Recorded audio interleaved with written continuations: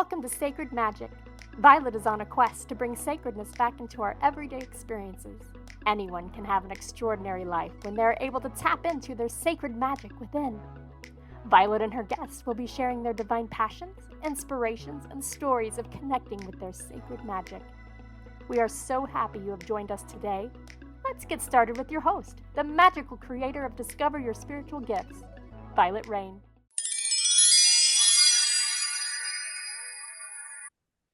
Hi, everyone. Welcome to Sacred Magic Podcast. I'm your host, Vialet Rayne.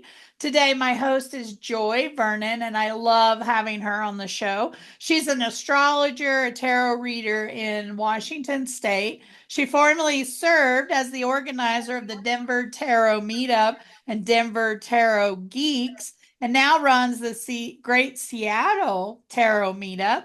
She brings her expertise and practice familiarity to her specialty of esoteric tarot, which layers astrology and qabalistic symbolism onto the traditional images. And so today I'm really excited. We had one topic we were going to talk about, and I kind of shifted the boat a little bit on Joy. So she is such a great friend to kind of stand in. But this podcast is going to release at the end of December. And for me, I've really always looked at December as being a month of completion. It's about completing a cycle, and then we're moving into a new cycle. And so this weekend, which I'm in October, we've been doing Sacred Candles of Intention, and I always bring to the forefront what was 2024 about? What is 2025 about? What are we moving into? Astrology, numerology, Chinese New Year. What does the number 9 look like? Because if you take 2025 and it's the number 9, I like to look at the new year. And this year, 2024, at least for me and many of you listening, has been really heavy. And the astrologers have talked about all the different retrogrades and the eclipses and all the energy that's been happening in 2024. And we also have to consider, here's another consideration, we're moving out of Pisces age into the Aquarius age, which is a long period of time, those ages, but we're in the very beginning, which means we're trying to shift what we have been to something completely new that we're all struggling with, because since COVID, we've been wanting to go back to the way it was, and the way it was is no longer exists. And we're all struggling with this new reality that we're trying to adjust to. And just like any change, we want it back the way it was because we were comfortable there, and it doesn't exist anymore. So as you look at all these energies, and right now, I think in the last several years, we've felt the chaos from moving from a masculine perspective, which was with Pisces, to trying to move into this balance of masculine, feminine being balanced.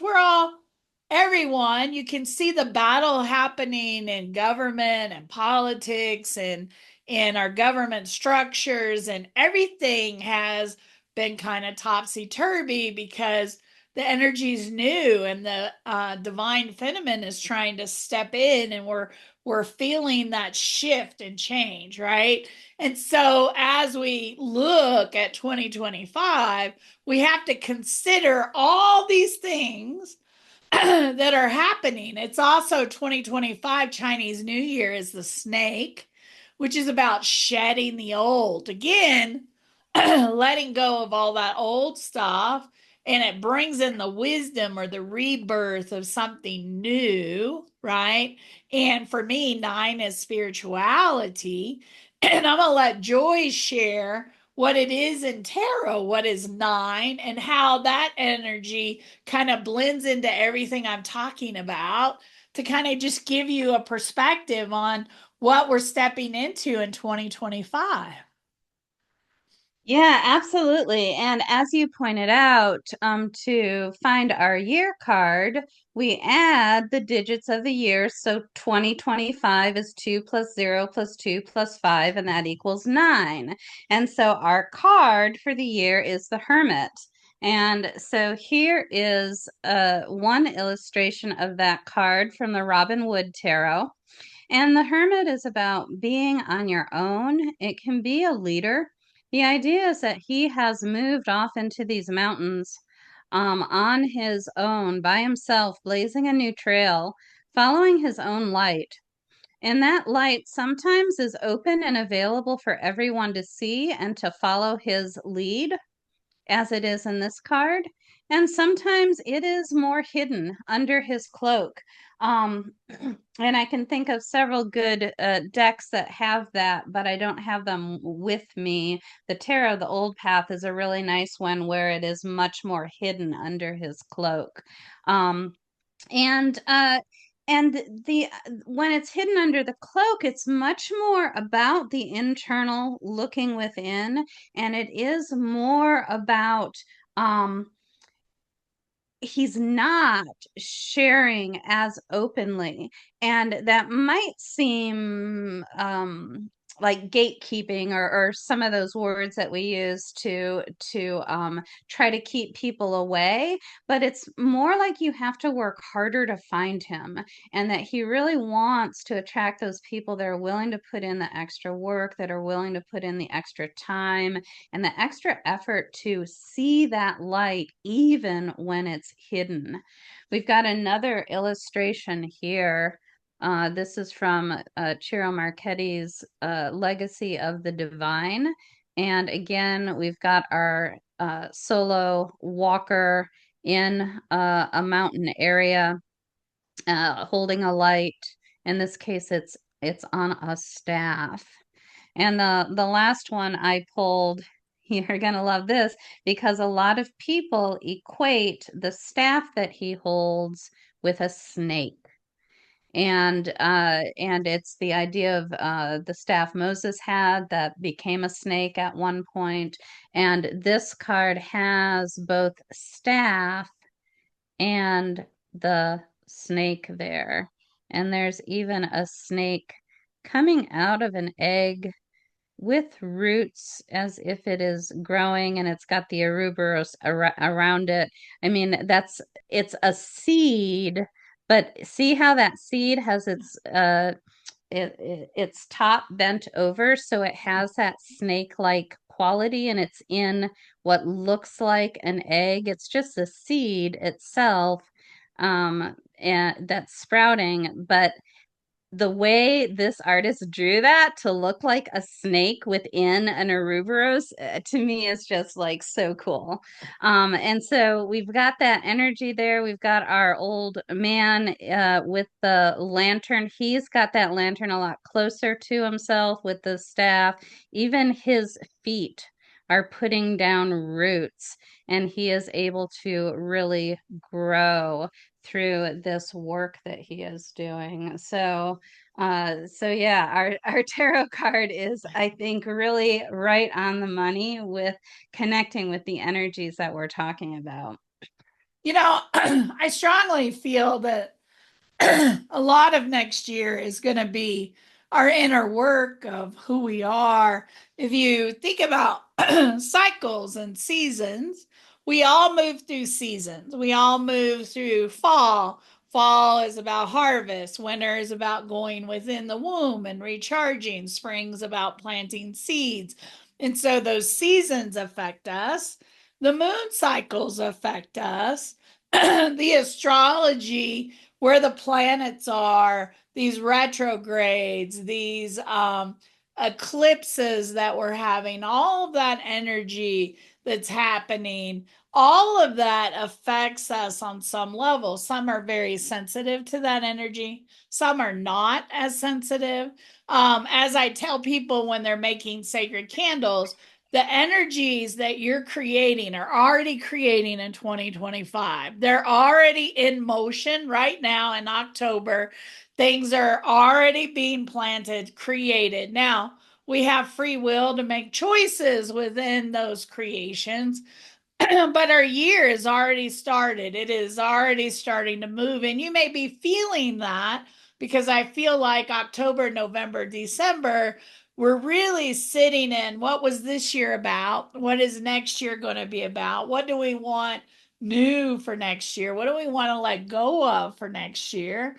And for me in my chart this year, it's just felt really heavy energetically. And with everything going on in the world, it's felt really heavy energy this year. And we've had a lot of things hitting us from an astrology perspective. Do you agree, Joy? What are some been of the big things this year that we've seen that energetically were big for us? Well, one of the main ones was the Pluto retrograde, and it's done this retrograde twice, where it moved forward into Aquarius and then backed into Capricorn, and it's in Capricorn now. Um, no, I think it finally crossed over. I'm really bad with dates, and I'm always looking ahead so much that it's hard to remember where we are currently. I think no, because it goes. Sorry. I think it's gone direct, but it has not crossed into Aquarius. It does that kind of mid-November, maybe around the 20th of November or something. I'm not quite sure when, but that's when it crosses back into Aquarius. And right now it's gone direct, but it's still in Capricorn. So that's been because Pluto is power and control. It's also transformation and death and rebirth, which fits our shedding the skin and some of those other energies. But Capricorn has a lot more of this conservative energy. So when power and control is in a conservative sign, there has been a lot of it's felt that, like, who has power over you, who's trying to take control of you. There's been a lot of that kind of energy going on. As it moves forward into Aquarius, it moves out of that sign of this more conservative establishment and into Aquarius is the sign of the people. So it moves into the sign of the people where there is more individual power and and that power returns to the hands of the populace. And so that's one of the major things that has been going on, is that even though Pluto's tried to get into Aquarius, it keeps coming back to this conservative heaviness of Capricorn. Some of the other, you mentioned the eclipses, which have been it does seem like everybody's getting really, I mean, they're always eclipses, but this year the eclipse cycle seemed to hit everybody really hard. And those eclipses were in Libra and Aries. So people with cardinal placements were getting hit the worst by them.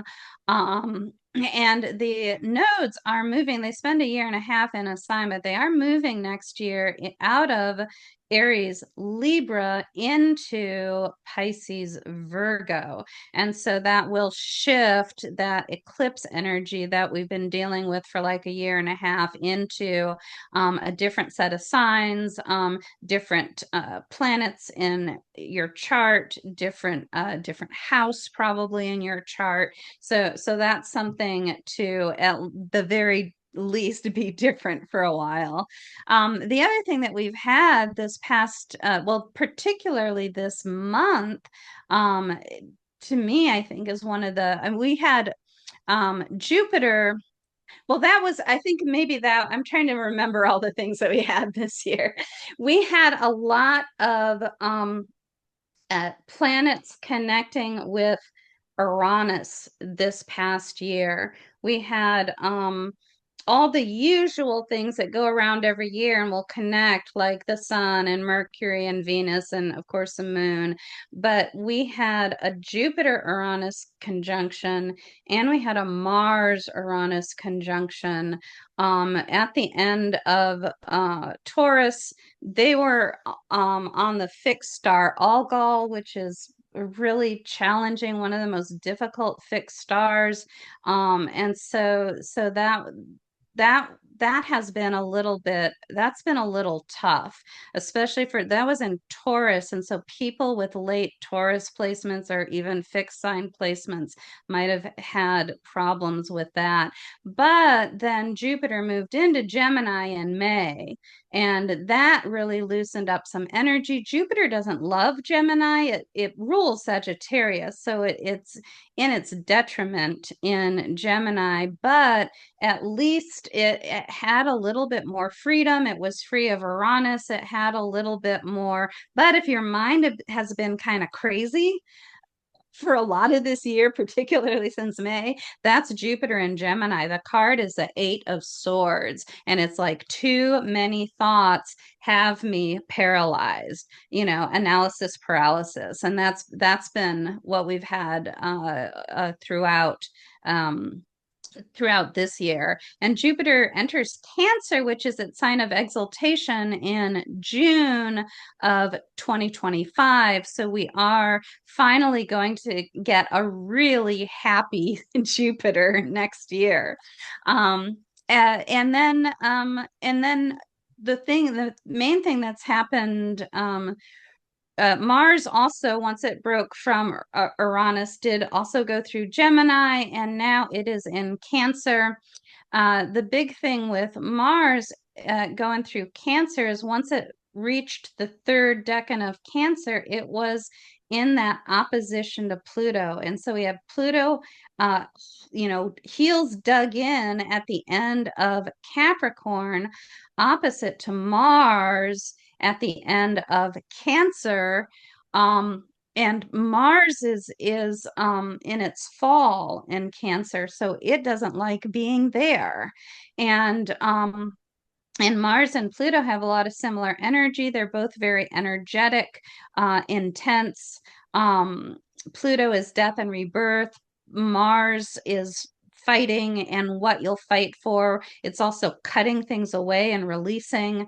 So there's some similarity between the two of those. And then that has been augmented, particularly in October, which will, of course, by the time we post this, it'll be a couple months earlier, but it was augmented even earlier than October, but October in particularly, there are a bunch of transits through Libra and Chiron and Aries that turned that whole thing into a cardinal grand cross.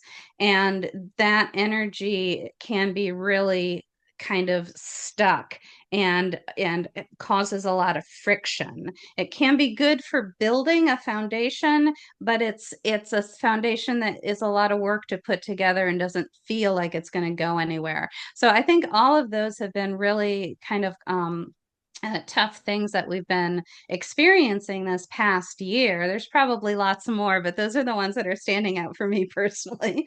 I love that. Because it gives us you can tell it's allergy season.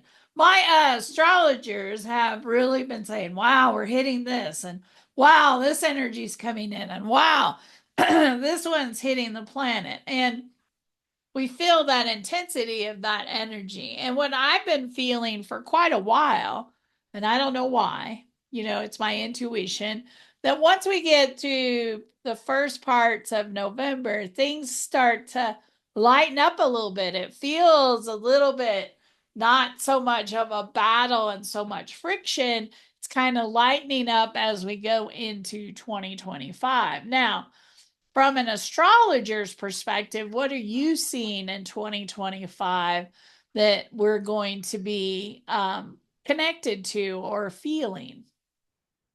Yeah, absolutely. And I think there's a number of really important things that happen. For one thing, we've got that Pluto finally moving out of Capricorn and for good going into Aquarius. And it does that November, I think I might have said before November. I'm not 100%, but I think it's November 20th.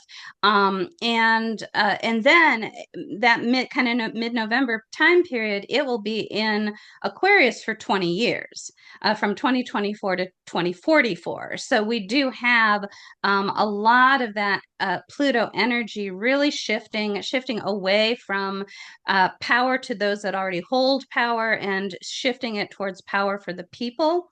And so that to me is the main thing.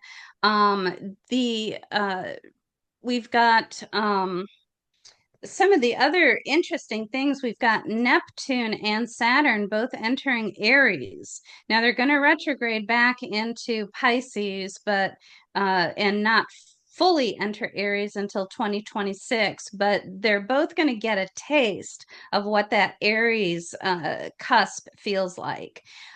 Jupiter will move into Cancer in 2025, and that's going to be beautiful. And so that'll be really nice to work with those Cancer energies. The only problem possible is that as soon as Jupiter does enter Cancer, it's going to square Saturn. And this will be what we call the opening square that is the second stage of the dance between Jupiter and Saturn that started with their conjunction at 0 degrees of Aquarius back in December. It was the winter solstice of 2020. So cycles, everything's always a dance and always a movement. So that's part of what Jupiter is doing. Uranus is finally going to leave Taurus and enter into Gemini and then go retrograde back into Taurus. So that's our third cat in the doorway. Neptune and Saturn going into Aries and changing their mind and wanting to go back to Pisces, and then Uranus entering Gemini and changing its mind and going back into Taurus. All three of those planets finally enter the next sign in 2026, but they're that cat that's like, is it better on this side of the door? Meow, let me back in. So I think those are the main things that we can look forward to, and we can dive deeper into anything that is interesting there. I love that. And also knowing those listening, your chart and how it aligns with all these changes for the year is also a great way to have a reading next year in January, February is, hey, look at my chart and see how this connects to everything that's happening globally, right? An overall perspective, because we're all shifting and changing, and we all have different things in our chart that will be affected. And so having those astrology readings, even once a year, to say, okay, what's this year going to be like for me? Because your numerology, your astrology also has effect on what is happening in the world and in your life at the same time, right? How is it affecting you? Now, it's interesting that she was talking about earlier with the hermit of bringing in more of the right fit and alignment. And I've really been sitting in that energy for the last couple months of wanting to have more alignment in my business, wanting to have more alignment in my personal life, wanting that to feel right versus being very discerning about what I'm doing and what I'm bringing in, which is very interesting because it sits in that energy, right? Of, hey, this is what's happening to you on this level, right? So as we move into that 2025, I would suggest just thinking about, what does the number 9 mean to you? What does the Hermit card mean to you? What does the Chinese New Year in the snake mean to you, right? What does your astrology chart mean in comparison to what's happening globally, right? We're seeing that some energy is lightening up, some is shifting for next year. We're going to see a few changes. I also like her cat in the door. Is it better on this side or is it better on that side? I'm not sure. Do I want to go back to where I was? Do I want to go back to what I was doing before? Do I want to move forward? So we're going to see some of that next year as we move through. Do I want to move forward? But I think change is happening and finding new perspectives and new ways to look at things and really moving with the flow of what's happening with the energies instead of fighting it really does make a big difference in our perspective of, okay, we can't go back to where it was, but how do we make these new energies work and what do we need to do to move forward? Because I feel like everything's changing. How we market, how we promote, how we buy stuff, how we get our groceries, to what restaurants we eat at, whether we eat it at home or we go. I mean, all that, how we travel, everything has shifted in the last several years and continues to shift as we move forward. So, how do we move with that flow of what's happening? And how do we step more into our divine feminine energy and recognize that that energy is nurturing, compassionate, loving from a heart space? How do we make more decisions, less from our mind and more from our heart? Because I think that's really the big key, don't you, Joy? Is shifting. The world's got to shift into that space.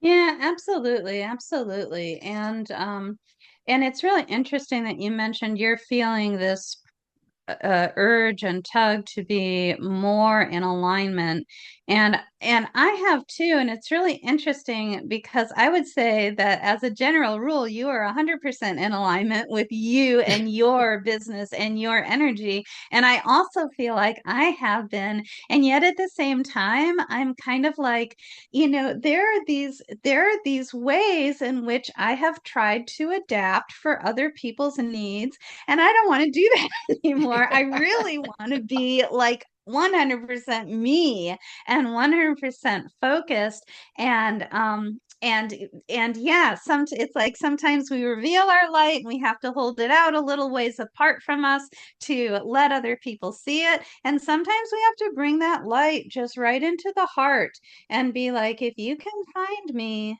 then you're ready for me. And I think that's what that alignment is all about.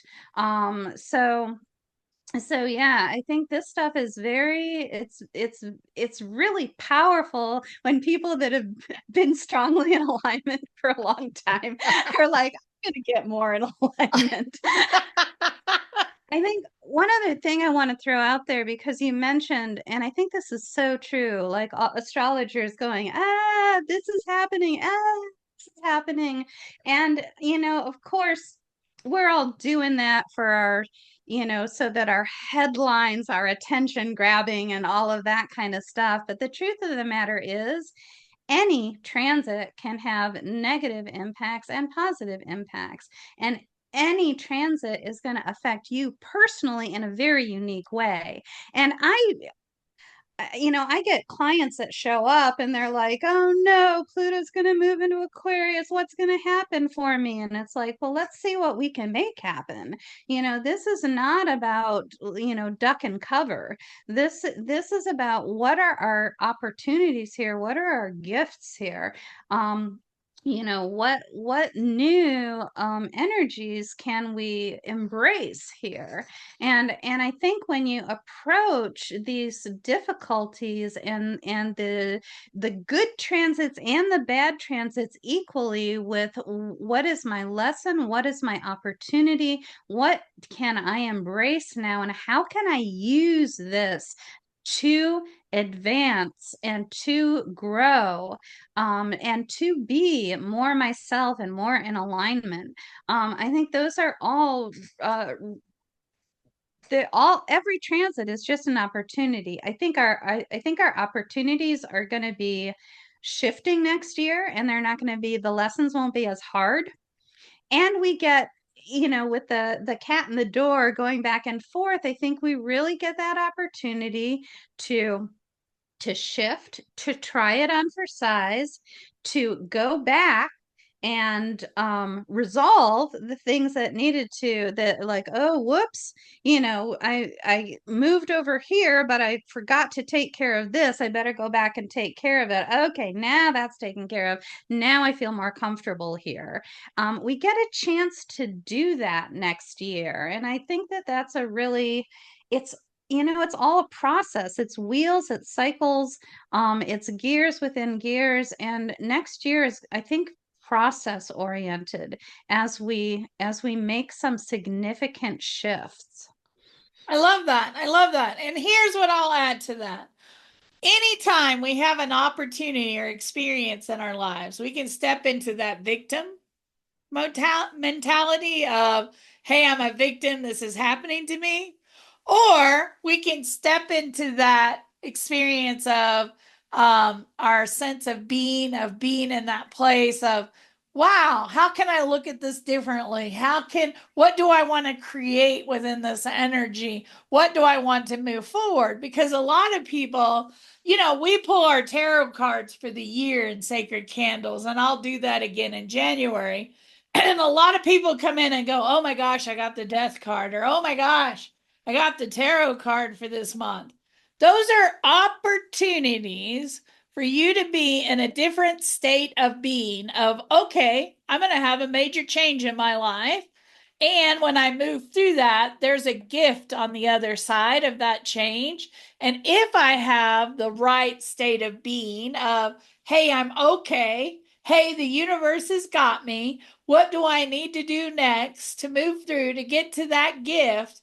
Whether it's death of releasing the old, whether it's the devil and you're facing your shadows, what is the lesson here I need to learn so I don't have to come back here again? What do I need to move through to change my perspective in that month to move forward? All of this is a chance for you to choose how you're going to react and what your state of being is going to be as you move through these experiences and energies. So it is a choice. It is always a choice. I always tell people there are two energies: fear, what am I afraid of, and love. So if you choose to step into love and look at the perspective as an opportunity, and I'm going to move through it with very love, compassion, and kindness for myself and others, versus that victim, that fear, that woe is me, that unworthiness, those are all low vibrational energies. How do we stay in that higher place of state of being? And so even when we look at our charts and our energy, I love when we always get a choice. We always have a choice on how we respond, how we're triggered, how we can learn from it, how we can grow, how we can be better the next time. And I think 2025 is going to be a very spiritual year for everyone to really look within inside themselves, to find their own alignment, to be true to themselves, to figure out what that is, to shed what doesn't work, to let go of the old and move into new perspectives. I just think that's what the year is going to be totally about next year. So I would say everyone listening, sit and think about what you need to shed next year. What do you need to let go of? What do you need not to drag around with you? What healing do you need to do? What is your purpose? What is alignment? What do you need to see within? Where's that inner wisdom? And are you stepping into that as you move through next year? Because I think next year has a lot of potential depending on the choice you make, right? And it's all about choice. Joy, I love always getting to chat with you. And for those of you listening, if you'd like to find out more about your chart and how it compares to the year, I am sure Joy would love to get you set up. But share with us what you're going to be offering after the first of the year for people that are looking at their charts, that sort of thing, and how they can connect with you. Yeah, absolutely. My website is joyvernon.com, and I have a blog and a YouTube channel, with some great resources starting next year.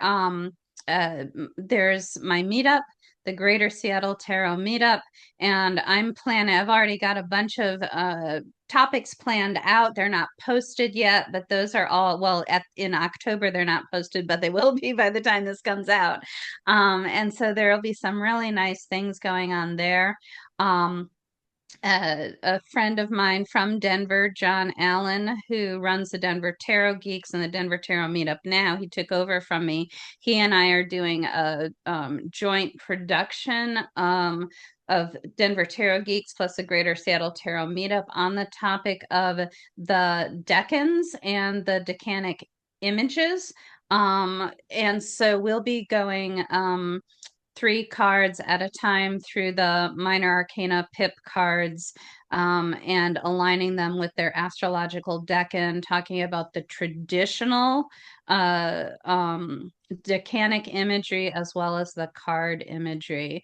Also, I'll be doing my year-long program, which is the Empyrean Way program. And so that's usually for people that have a little bit more experience, have worked with me before, but it's always worthwhile to get the word out about that. And if people are really interested, it's very we meet twice a month for a full year, and it's very a lot of inner work, and a lot of tarot spreads. It's astrological, it's qabalistic, and it's really about learning to embody all the placements in your astrological chart, embody these more spiritual uh, um, uh, understanding your chart in a more spiritual way and embodying it. So yeah, so you asked next year, there will be a lot. It sounds amazing. I love talking to Joy. We've had Joy on here several times. We'll have her back on here next year sharing her wisdom with us. We always get excited when we can chat and meet and get together. I think it's amazing. We have so much fun talking about all these topics. Thank you, Joy, for taking the time. Those listening, when this gets released, will be right before Christmas. So happy holidays, happy New Year, happy all of that. I hope you're having an amazing time with friends and family. I also hope that you're setting healthy boundaries for yourself, because this is the time of year that some of us do not do well in setting healthy boundaries. And so the holidays are tough. And so make sure this year that you're setting healthy boundaries that align with who you are and what you want from your holiday. So I hope you're spending time with those people that you love and care about. Thank you, Joy, for taking the time to be on the show today and last minute share some stuff with me. She's like, oh my gosh, she would have been more prepared if I'd have given her a heads up. So just know we went off the cuff completely today with this information, but I thought it was a cool time to be able to talk about it. Maybe we'll get Joy back this time every year, and she'll have more of an opportunity to prepare, and both of us can share what we think the next year is going to be like. I think that would be a fun annual thing to do, Miss Joy. I would love that. That'd be fabulous. And I'm already looking forward to it. Already excitement on what we can bring. Well, thank you for listening. I hope you'll comment and follow us on your favorite channel, and that you'll be back with us again very soon in the future. Happy holidays, happy New Year. And I hope you're having an amazing time as we're getting ready to move into 2025. Have a sacred and magical week, guys. Thank you. Thank you for joining us. To find out more about Vialet, head over to discoveryourspiritualgifts.com. You can also send a personal message to Vialet through email, violet@discoveryourspiritualgifts.com. If you love the show, subscribe to our podcast on Apple Podcasts, Google Podcasts, or Spotify. Until next time, remember, we are meant to have abundant and joyful lives. We hope to see you soon at Discover Your Spiritual Gifts.